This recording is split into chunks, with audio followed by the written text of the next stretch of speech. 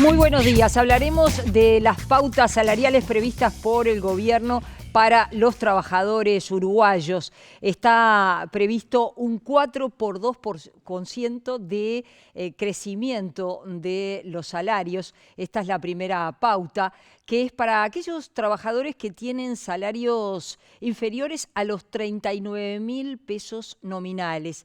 Después de este 4,2 hay otro porcentaje que es de 2%, y eso está referido a aquellos trabajadores que ganan hasta 165.000 pesos nominales. Hay ajustes por inflación. También hay que decirlo, no hay ajuste por inflación para aquellos salarios que estén por encima de los 165.000 pesos. Estas pautas salariales previstas por el gobierno involucran a unos 600.000 trabajadores. En el año 2023, el Zunca logró un convenio diferente, que era superar las pautas salariales previstas por el gobierno de la época, el gobierno anterior. ¿Y qué pasa ahora, donde el Sindicato de la Construcción tiene plazo hasta el próximo 31 de marzo? Plantea que estas pautas del Poder Ejecutivo son insuficientes. ¿Por qué? Porque si está previsto un incremento de 4,5 de la economía, una pauta salarial de 4,2 está por debajo de las expectativas de los trabajadores. Por eso esta mañana va a ser un gusto recibir en 5 sentidos a Javier Díaz. Él es secretario general del Zunca. Vamos a hablar de este y otros temas que involucran a todos los trabajadores, pero en particular en este caso a los trabajadores de la construcción. Bienvenido, Javier, un gusto recibirte esta mañana. Es así, debo decir, el Zunca dice estas pautas salariales son insuficientes. Hay aspectos de estos consejos de salarios positivos, hay aspectos que hay que mejorar. Buenos días, muchas gracias por recibirnos. Sí, a mí me gustaría, primero que nada, plantear cómo llegamos a esta 11ª ronda del Consejo de Salarios, que tiene un antes, que es el siguiente, que venimos del periodo anterior de gobierno, donde los lineamientos del Poder Ejecutivo para las 3 rondas, digamos para los 60 meses, fueron lineamientos de rebaja salarial pura y dura. Y si hubo sectores de actividad o sindicatos que lograron equiparar, empatar o lograron desbordar los lineamientos en las rondas anteriores, fue producto de la organización y de la lucha de los trabajadores. Ejemplo, el caso de la construcción, que al 31 de marzo, al final del convenio, digamos, tienen un crecimiento del salario, aparte de también conquistar nuevos beneficios, aparte de también mejorar nuevos beneficios. Ahora, parte de las consecuencias que quedaron de esas 3 rondas en el mundo del trabajo y para miles de trabajadores es que lo que se perdió en el medio, eso no se logró recuperar. Vos decís, la economía en los 5 años anteriores creció. En los primeros 3 años se perdió salario y a partir de, se puede decir que de 2023 empezó la recuperación salarial, y 23 y 24 fue con recuperación salarial, pero que lo que se perdió 20, 21 y 22 no se recuperó. Claramente que ahí hubo una parte, que un trasiego del bolsillo del trabajador al gran capital, que esa panza, digamos, no la vas a recuperar jamás. Y eso tenía que ver pura y exclusivamente con lineamientos, o sea, con una política clara, definida del gobierno anterior. ¿Qué es lo que pasa hoy a partir de la 11ª ronda de Consejo de Salario? Bueno, ya hoy algunas cosas podemos mirar. Por ejemplo, en el 2025 hubo un crecimiento del salario real, por lo tanto del poder de compra de los trabajadores, y a su vez se crearon no menos de 28.000 puestos de trabajo.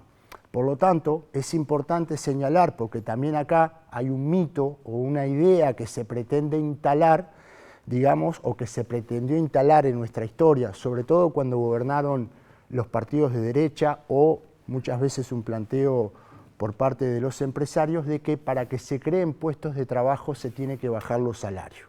Creo que este 2025, en definitiva, ratifica que ese mito no es tan así, porque venimos de tener un crecimiento del salario real y a su vez, digamos, de un crecimiento de la creación de fuente de trabajo.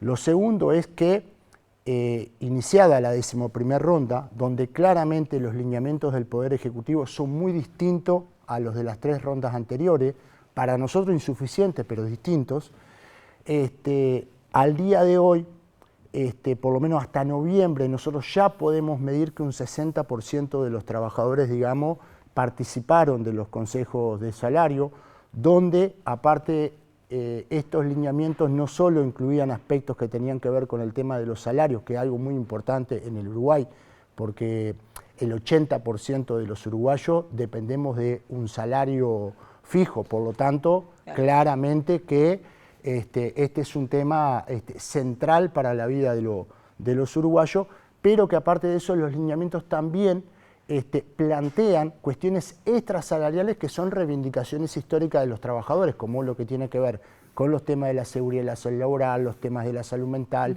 los temas de la discapacidad, los temas de atención a la infancia, entre otros temas. Por lo tanto, a priori son lineamientos distintos a los de la ronda anterior, porque no tienen un planteo de rebaja salarial, pero son insuficientes en tanto y en cuanto a lo que vos planteabas al inicio, que tiene que ver con que, digamos, esos planteos en materia de las pautas están pura y exclusivamente atadas o ligadas a la inflación. No, a la expectativa que plantea el Poder Ejecutivo. Sí, expectativa de crecimiento económico. Claro, entonces es bueno que los salarios más sumergidos en el Uruguay, digamos, tengan un crecimiento como el que está planteado, es bueno. Ahora, de cumplirse las expectativas que plantea el Poder Ejecutivo, incluso para los salarios más sumergidos no acompañarían el crecimiento de la economía. ¿Y las cláusulas gatillo que prevé el Poder Ejecutivo? Lo segundo es que no solo para los más sumergidos, sino que, en definitiva, para una parte de los trabajadores, de no cumplirse las expectativas del Poder Ejecutivo, digamos, ni siquiera mantendrían lo que tienen hoy de salario. Y lo tercero es que, de cumplirse las expectativas, hay un sector, digamos, del pueblo trabajador que en definitiva no tendría crecimiento. Por eso nosotros decimos que son insuficientes. Es más, si lo mirás en la industria de la construcción es peor aún, porque en tanto y cuanto están planteados 3 franjas salariales y nosotros tenemos una única escala de categoría, y cuando vos discutís salario y acordás para todas las categorías. Por lo tanto, sería impracticable en la industria de la construcción trabajar sobre un escenario de tres zonas salariales o de 3 franjas salariales. Lo otro es que... Y ustedes, para tener claro, ¿y ustedes en cuánto dicen que tendrían que estar esos porcentajes? Porque, por ejemplo, el Poder Ejecutivo plantea un 4,2% para los salarios que son de 39.000 nominales hacia abajo, y un 2% en una franja más grande para aquellos que tienen salarios de 165.000 nominales hacia abajo. Entonces, ¿qué es lo que plantea el Zunca? ¿Cuál debería ser ese porcentaje si hay una expectativa de crecimiento del entorno del 4,5%? El Zunca plantea 3 cosas. Lo primero es que claramente que es un sector dinámico, altamente dinámico, por lo tanto no es un sector, digamos, donde nos estemos ajustando el cinturón, ¿no? Ejemplo de ello, mueve en el entorno de $1.000 millones por año. O sea, estamos hablando de un sector de actividad que no está en picada, sino que en definitiva tiende a mirar para arriba. Es más, si te vas a los números incluso de lo que tiene que ver con el presupuesto nacional, claramente que a priori, digamos, generan una expectativa de un sector de actividad que va a más y no a menos. Lo segundo es, nosotros tenemos una única escala salarial, por lo tanto, no compartimos discutir sobre la base de 3 franjas, sería impracticable. Y lo tercero es, si la expectativa de crecimiento de la economía es X, bueno, nosotros pretendemos que nuestros salarios acompañen el crecimiento de la economía.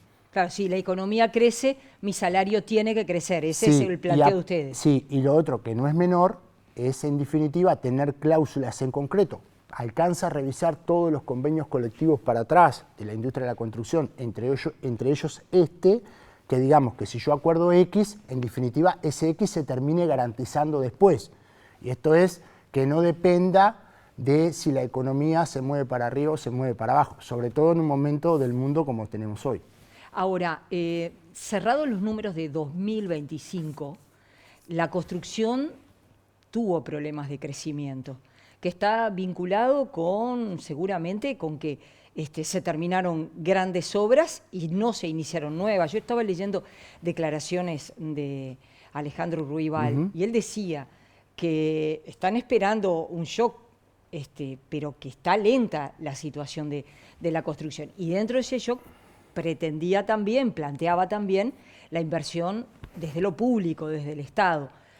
¿Cómo lo ven ustedes ese enlentecimiento del crecimiento de la industria de la construcción? Dos cosas importantes me parece a mí señalar ahí. Lo primero es, la industria de la construcción tiene un peso en lo que es el Producto Bruto Interno del Uruguay muy importante. Es más, llegó a estar en el entorno del 10% del Producto Bruto Interno. O sea, claramente tiene un peso muy importante. Ahora seguramente en los próximos meses podamos medirlo más en concreto. Lo segundo es, si uno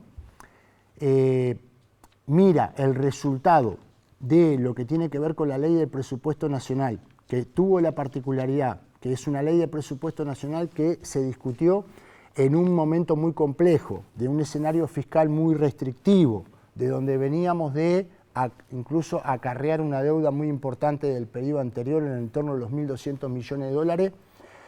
El resultado de la ley del presupuesto nacional, mirando la industria de la construcción, es el siguiente.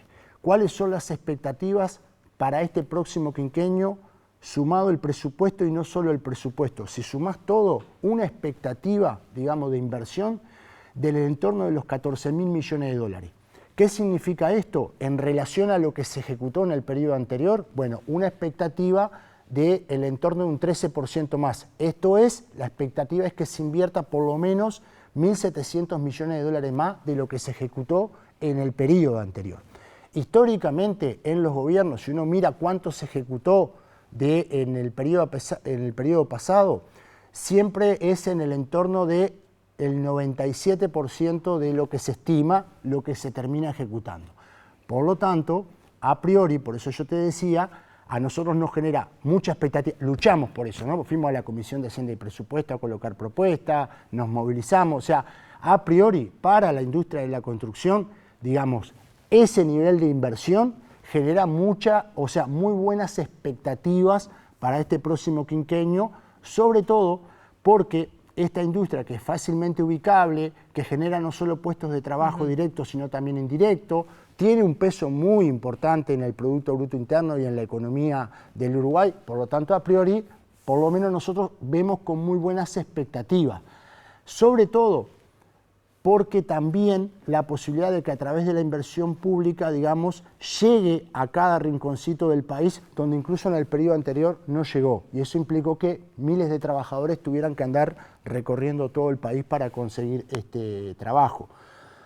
Esa expectativa también es muy importante para la economía del lugar. O sea, nace una obra y mueve la cantera, la balastrera, el fletero, el almacenero del barrio ya vende más. Entonces, yo tengo ahí por lo menos un matiz con el planteo que hace Ruibal, que es el siguiente. Digamos, la industria de la construcción, si vos mirás los últimos 4 o 5 años, se ha mantenido en cantidad de cotizantes, digamos, arriba de los 50.000 trabajadores directos, y si mirás todo el mundo construcción, en el entorno de las 250.000 personas. Ha crecido la participación, digamos, en el Producto Bruto Interno, y a priori las expectativas de inversión son muy buenas. Lo que sí puede, yo sí en eso los he escuchado y hemos intercambiado incluso con algunos ministerios que están muy vinculados a la industria, que cada vez que hay transición de gobierno, lo que pasa es que el que está de salida, un poco digamos, bueno, yo ya estoy de salida y el que viene tiene que acomodarse, y es cierto que ahí se genera, digamos, a los efectos de la ejecución, digamos, como un enlentecimiento. Hoy el diario El Observador publica que ustedes presentaron en su último congreso una propuesta para modificar el régimen jubilatorio del sector, bueno, que sea a los 55 años, dado que, bueno, que la reforma que se aprobó en 2023 prevé de la jubilación entre 60 y 64 años de forma gradual. Y ustedes quieren para el sector de la construcción llevarlo a 55 años, ¿eso lo van a llevar lo van a plantear en el diálogo social? Ya lo planteamos. Ya lo plantearon. Sí, fuimos recibidos el año pasado en una de las últimas reuniones y ya lo planteamos en el diálogo social en el marco de la situación general de que a la industria de la construcción, digamos, este es un sector que nos parece que se tiene que atender de manera distinta. ¿Por qué razón? Por muchas, digamos. No hay duda que es un sector de actividad que tiene un desgaste físico muy importante. Según estudios de la Cátedra de Salud Ocupacional, tenemos envejecimiento precoz, estamos expuestos al sol, a la humedad, entre otros, aparte de que es un sector que tiene consecuencias todo lo que tiene que ver con la informalidad, pero también una alta safralidad. Por lo tanto, cuando uno va, por ejemplo, a los datos del CINVE, se encuentra con que en la industria de la construcción la tasa de densidad de aportación es de un 42% promedio. Esto es, cada 10 años de trabajo, más o menos aportamos 4 años y monedas. Es más, si uno va a los datos del Banco de Previsión Social hoy, se encuentra con que en los últimos 10 años, por ejemplo, todos los trabajadores con 60 años de edad no llegó al 50% a poder computar los 30 años para poder jubilarse. Esto es, nuestros compañeros y compañeras han tenido que hacer malabares para poder hacerse de los años, para poder acceder a la jubilación común. Y ustedes dicen, entonces, a partir de la 20.130, que es un disparate, que es que se ensancha la edad para acceder a la jubilación común al barrer, lo que ya sabemos aparte, que en los países en el mundo donde se aumentó la edad de jubilación al barrer, las consecuencias son que muchos menos trabajadores se van a poder jubilar o acceder a la jubilación común, y que aparte de eso, digamos, también van a crecer lo que tiene que ver con las jubilaciones con discapacidad. Aparte de eso, si mirás la industria de la construcción, no hay ninguna empresa que ponga un cartel en la puerta que diga yo no tomo trabajadores mayores de 50 años. Pero en la industria de la construcción cada vez son menos los trabajadores mayores de 50 años. Y en una industria con estas características, lo que termina pasando al final de la vida es que tenés que trabajar prácticamente que hasta morir, porque seguramente no llegás a poder jubilarte. Yo creo que lo que se votó con la 20.130 aparte condena a las nuevas generaciones a eso, a trabajar hasta morir. En ese sentido, nosotros estamos planteando que en el marco del diálogo social, el cual el Parlamento tiene la palabra, y nosotros vamos a ir al Parlamento a discutir esto, creemos que se tiene que atender de manera distinta a la industria de la construcción, que es una industria aparte, un sector que mueve en el entorno de los $1.000 millones de dólares por año, por lo tanto, y que puede también encontrar medidas de financiación que hacen posible que computar de manera distinta para poder jubilarnos a partir de los 55 años de edad con 25 años de servicio, no recaiga ese peso, digamos, sobre la financiación, sobre el conjunto de la sociedad. Y para eso también, a los efectos de la financiación, por lo menos hemos colocado algunas propuestas en concreto que son para discutir, no son para imponer. Pero, por ejemplo, ¿cuánto implica o cuánto implicaría, según nosotros, en un estudio que hicimos, si esto fuera así 10 años para atrás? Bueno, se precisaría una sobretasa, digamos, de entre un 4,5 y un 6%. Para nosotros eso no es inalcanzable. ¿Por qué razón? Porque, te repito, es una industria que mueve en el entorno de los $1.000 millones de dólares y esto implicaría 28 millones de dólares, porque, por ejemplo, queremos colocar en discusión que así como a la SAFAP, por ejemplo, el Banco de Previsión Social, le exonera los gastos de administración, en el caso de la industria de la construcción, por la ley de aporte unificado, perfectamente se podría exonerar los gastos de administración, lo que sería un punto. Lo segundo, nos parece que, no todas, pero hay exoneraciones que hay que revisar y que sectores que no pagan absolutamente nada y que podrían aportar algo en ese sentido. Por ejemplo. Bueno, varias. O sea, hay sectores, no sé, por ejemplo, lo que tiene que ver con la educación privada está 100% exonerada. Nosotros vivimos en un país donde somos de los pocos países en el mundo donde los trabajadores aportamos el doble que los empresarios. Es más, el aporte patronal y el aporte si vas a la industria de la construcción, en el año 2002, producto de que el país estaba en una crisis económica profunda y un sector de la industria de la construcción que estaba en una situación muy complicada, por ejemplo, se rebajaron 9 puntos de aportación a los empresarios. Bueno, hoy tenemos un sector de actividad distinto. ¿No habría que revisar la posibilidad de que los empresarios aporten alguna chirola más a los efectos de poder financiar esto? Un tercer ejemplo para discutir, para intercambiar, lo que tiene que ver con la vivienda promovida. Se le exonera el 22% de aportes a los materiales para la vivienda promovida, que es muy importante desde el punto de vista de la inversión, de la generación de puestos de trabajo. Ahora, del IVA que pagas vos y yo, hay un 7% que va para el Banco de Previsión Social.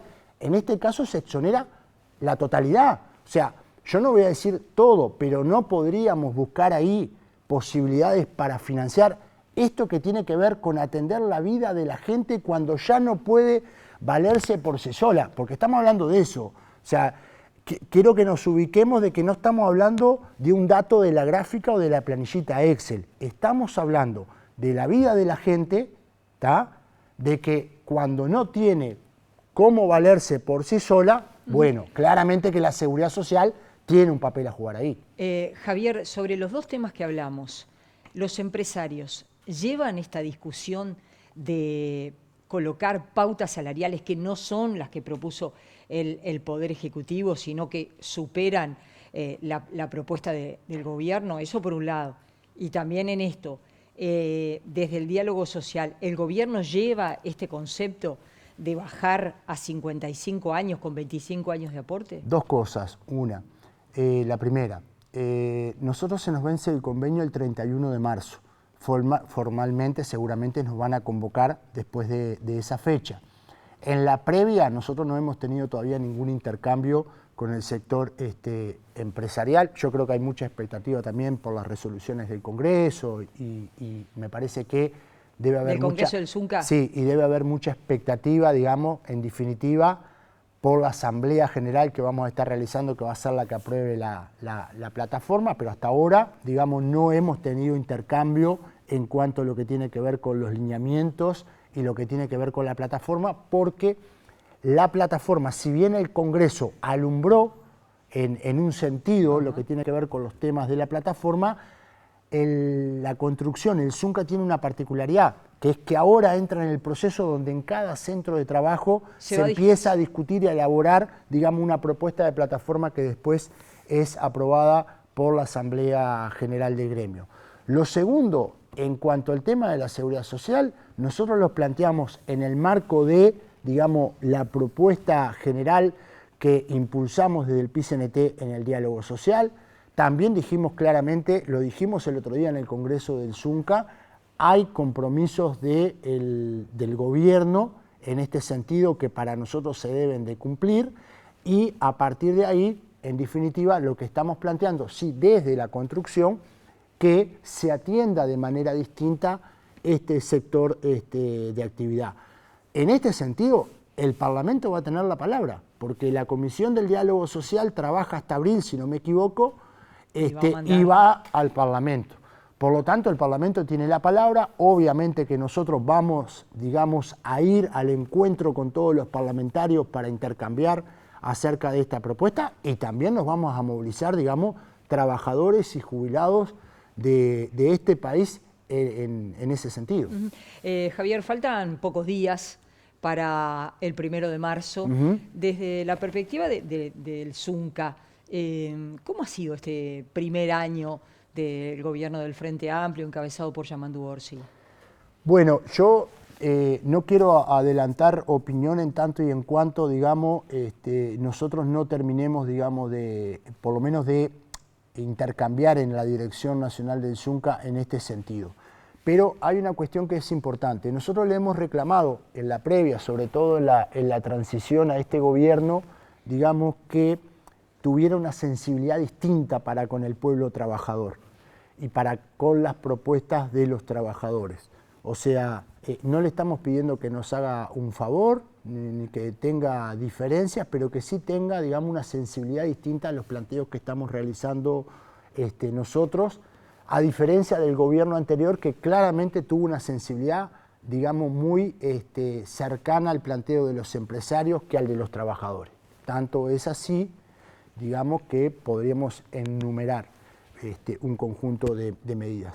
En ese sentido, yo creo que el Poder Ejecutivo, lo que tiene que ver con los planteos del movimiento sindical, que si bien son insuficientes, por ejemplo, la Ley de Presupuesto Nacional, para atender todas las demandas que tenemos en el Uruguay, creo que hay propuestas del movimiento sindical que se recogen en ese sentido y es muy importante, sobre todo que buena parte del presupuesto nacional atienda, digamos, los sectores más vulnerados de la sociedad en cuanto a vivienda, pobreza infantil, todo lo demás. Lo segundo, creo que buena parte de los planteos que realizamos los trabajadores en lo que tiene que ver con los lineamientos del Consejo de Salario, me parece que ahí hay una sensibilidad distinta por parte del Poder Ejecutivo, si bien es insuficiente, pero claramente que se recoge buena parte de nuestros planteos. En otros estamos un poco más alejados a priori, pero me parece que hay que seguirlos trabajando en lo que tiene que ver con los temas tributarios, donde estamos planteando una reforma de segunda a tercera generación, en lo que tiene que ver con nuestra propuesta programática concreta a los efectos de atender como un shock a lo que tiene que ver con la pobreza infantil. Pero bueno, me parece que hay que esperar al 1 de marzo, donde supongo yo que se va a presentar ahí un balance y nosotros, digamos, vamos a terminar de procesar y tendremos un pronunciamiento en ese sentido. Pero me parece que en algunos temas, digamos, hay una sensibilidad distinta a nuestros planteos. También hubo lucha y movilización, o sea, no solo sensibilización. O sea, el movimiento sindical el año pasado estuvo permanentemente en la calle en este sentido. Hemos colocado propuestas en concreto, las cuales queremos seguir trabajando. Estrategia Nacional para el Desarrollo, Seguridad Social, Pobreza Infantil, Consejo de Salario, y puedo seguir, ¿no? Dos ministerios claves para ustedes, sí. Ministerio de Trabajo, Ministerio de Economía. ¿Han estado a la altura? Transporte y vivienda. Sí, sí, también, pero bueno, en el contacto directo, ¿ustedes cómo evalúan lo que ha sido tanto Juan Castillo como Gabriel Odone? Bueno, mirá, con el equipo del Ministerio de Trabajo nosotros nos juntamos en la transición, ellos estuvieron en el Zunca reunido con nosotros. Nosotros lo primero que le planteamos es que nuestra pretensión es que el Ministerio de Trabajo, digamos, no sea solamente un lugar donde hay una mesa y 4 sillas para dirimir un conflicto, que lo tiene que haber, sino que en definitiva pretendemos que desde el Ministerio de Trabajo, en esto de tener una sensibilidad distinta con el planteo de los trabajadores, que tendríamos que trabajar de manera distinta los temas de la seguridad y la salud laboral, que es clave para nosotros. O sea, es insoportable, o sea, es inadmisible el crecimiento de los siniestros laborales y de la cultura de la impunidad que se ha generado, y en ese sentido hemos tenido, digamos, ha sido receptivo, digamos, el Ministerio de Trabajo en muchos de nuestros planteos. Se han tomado algunas medidas en concreto, todavía son insuficientes, pero digamos, estamos trabajando en ese sentido, promoviendo campañas de sensibilización, en lo que tiene que ver, fuimos juntos, por así decirlo, al Parlamento en el marco de la Ley del Presupuesto Nacional, digamos, a plantear y exigir mayor presupuesto para la contratación de inspectores, así como lo que tiene que ver con el tema de la Fiscalía especializada. Lo segundo, yo creo que el Ministerio de Trabajo recoge algunos de los planteos que le realizamos, por ejemplo, lo que tiene que ver que se tiene que reglamentar el 158 de la OIT para, en definitiva, que no haya despido sin causa justificada. Entonces, parte de las cosas que le reclamamos al Ministerio de Trabajo es que no solo tiene que tener una mesa, sino que tiene que tener un rol distinto en ese sentido, recoger buena parte de esos planteos y que en definitiva también desde el Ministerio de Trabajo se coloquen en discusión y aprobación en el Parlamento. Ser proactivos. ¿Y con Odone? Con Odone nosotros tuvimos un intercambio obviamente que en el marco de lo que tiene que ver la ley del presupuesto nacional, también hemos tenido algún intercambio acerca de cuál era por lo menos nuestra idea, o por lo menos nuestros principales planteos en el marco de los consejos de salario. Eso ya hace un par de meses, en estos últimos tiempos no nos hemos encontrado, pero bueno, son tiempos ahora seguramente donde vamos a estar encontrándonos más a diario. Javier Díaz, ha sido un gusto recibirte esta mañana en Cinco Sentidos.